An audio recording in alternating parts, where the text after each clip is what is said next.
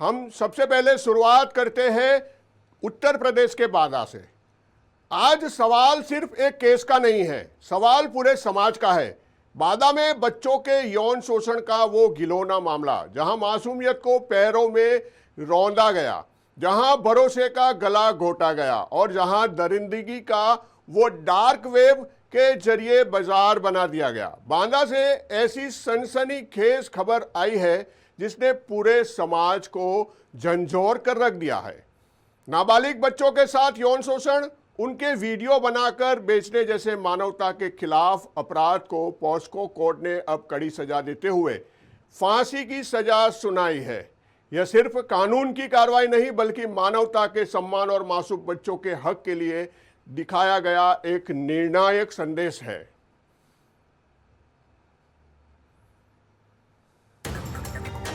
सोचिए, जिन हाथों को बच्चों की हिफाजत करनी चाहिए थी, उन्हीं हाथों पर लगा दरिंदगी का आरोप।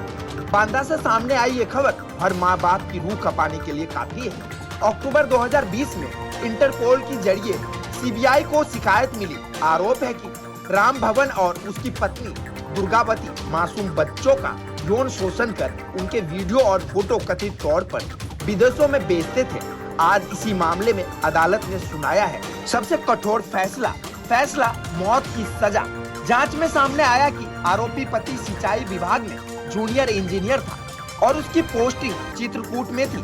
डिजिटल सबूत, साइबर ट्रेनिंग और फॉरेंसिक जांच के आधार पर पूरे नेटवर्क का खुलासा हुआ। पॉस्को कोर्ट के जज प्रदीप कुमार मिश्रा ने कहा, दोनों पति पत्नी को मरते दम तक फंदे पर लटकाया रखा जाए। अदालत ने इसे समाज की आत्मा को झकझोर देने वाला अपराध बताया है।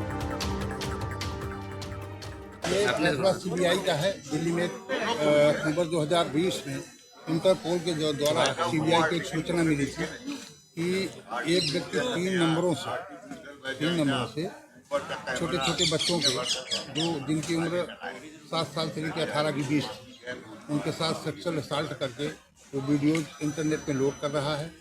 और करीब 47 देशों में वीडियोज गए थे वो, और एक पेन ड्राइव भी सूचना देने वालों ने सीबीआई को उपलब्ध कराई थी।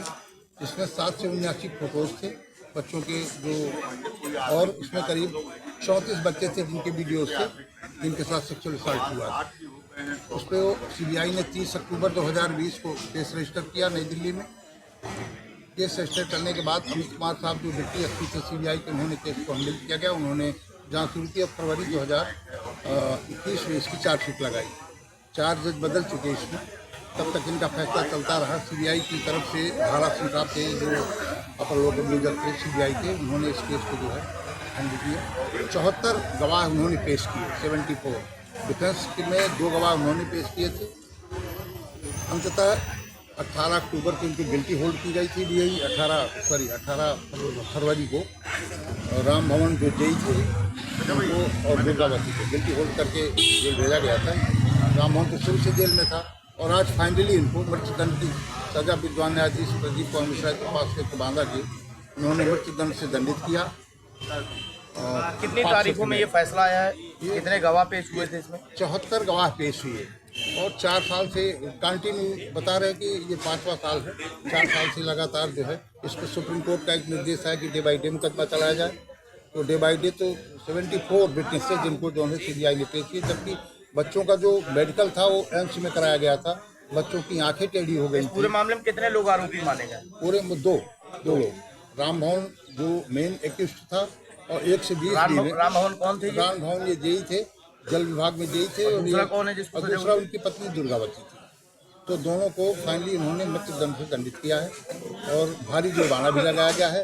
और जज साहब ने यह भी लिखा है कि जो पीड़ित बच्चे हैं उनको सेंटर वो लगा कर 10-10 लाख रुपया मुआवजा दें, और यहाँ जो जितना जो मुआवजा है।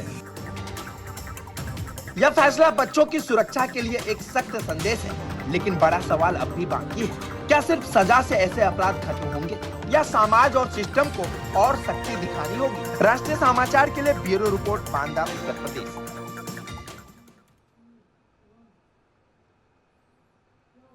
फिलहाल इस फैसले को बच्चों की सुरक्षा के लिहाज से एक बड़ा संदेश माना जा रहा है, लेकिन सवाल यह भी है कि ऐसे अपराधों को जड़ से खत्म करने के लिए समाज और सिस्टम को और क्या कदम उठाने चाहिए।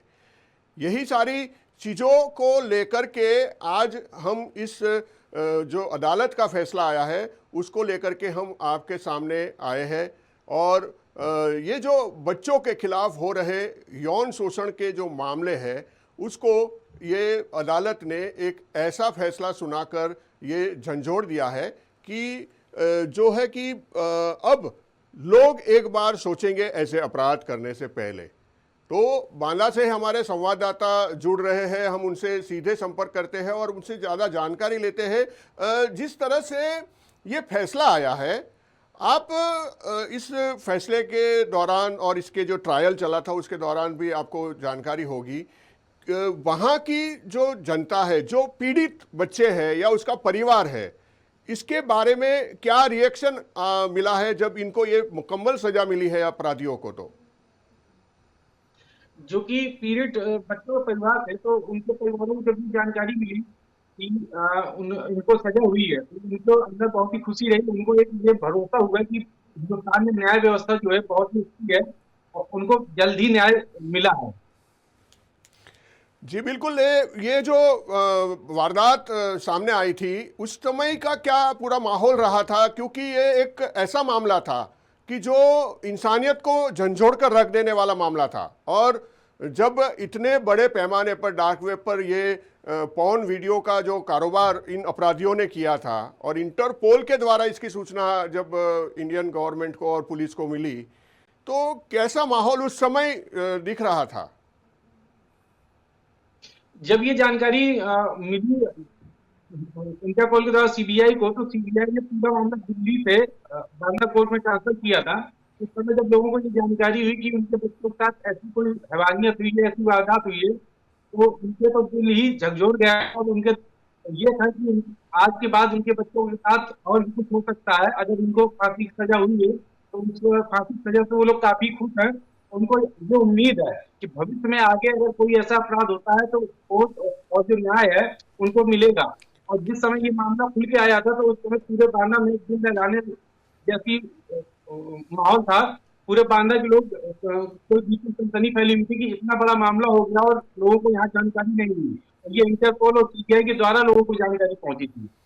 जी बिल्कुल। जिस तरह से ये इंटरपोल के माध्यम से जानकारी मिली और ये इस तरह से जो एक कहने को ये कह सकते हैं कि जैसे पूरे देश को हिला देने वाला ये केस हो सकता था। ये केस के बाद जब सजा सुनाई गई उसके बाद की वहाँ पर जो वहाँ की जो जनता है, वहाँ के जो लोग हैं, उसकी क्या प्रतिक्रिया सामने आई है? जो वकील होंगे और पक्षकार होंगे, उन्होंने क्या प्रतिक्रिया दी थी? लगभग 5-6 साल ये मुकदमा चलता रहा। इसके ट्रायल के बाद ये आज जब फैसला हुआ शुक्रवार के दिन, तो जब जनता को इस फैसले की जानकारी हुई, जनता के अंदर बहुत ही खुशी की लहर रही और वकीलों का भी बहुत ही अच्छा वो रहा। उनको भी खुशी हुई कि एक जो इतना बड़ा घिनौना अपराध हुआ था, जो हिंदुस्तान में काफी बड़ा माहौल खराब कर सकता था, उस अपराध में जो अपराधी थे उनको फांसी की सजा हुई। तो वकीलों में भी खुशी की लहर थी और जनता भी न्याय विभाग से बहुत ही खुश नजर आ रही थी। और उनको ये उम्मीद थी कि न्याय विभाग कहीं ना कहीं जनता के प्रति सक्रिय है। बिल्कुल। जिस तरह से आज न्याय के जो अपना केंद्र है, जो कोर्ट है, उस पर एक ऐसे केस का मुकदमा चला और इसमें ऐसी सजा सुनाई गई जो कि एक मिसाल के तौर पर देखी जाएगी। क्योंकि ऐसे घिनौने अपराध को और इसी सोची समझी साजिश के तहत इस तरह के जो सीरियल अपराध है, उस अपराधी को आज एक मतलब डेथ पनिशमेंट की सजा मिली है। डेथ पनिशमेंट मिलने के बाद आरोपियों का क्या रिएक्शन था? उसके चेहरे पर क्या हावभाव दिख रहे थे? जिस तरीके से उनको मृत्युदंड की सजा मिली थी, तो आरोपियों के अंदर तो भय व्याप्त ही था। और सबसे बड़ी चीज ये होती है कि जब ये जो मामला है ये प्रदीप मिश्रा जी की कोर्ट पर था, तो जनता को एक भरोसा हो चुका था। क्योंकि पिछले 6 माह में जो प्रदीप मिश्रा न्यायाधीश है, उन्होंने 3 फांसी की सजा दी है पास्को मुकदमे पर।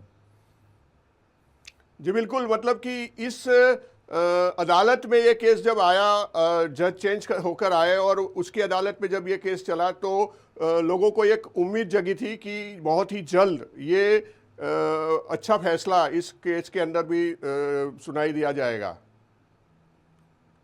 जी जी बिल्कुल, क्योंकि पिछले विगत 6 माह में 2 लोगों को और 2 मुकदमों में और भी फांसी हो चुकी है, करीब 5 लोगों को मृत्युदंड की सजा मिल चुकी है। तो ये तीसरा मुकदमा है जिसमें प्रदीप मिश्रा जी ने फांसी की सजा सुनाई हुई है।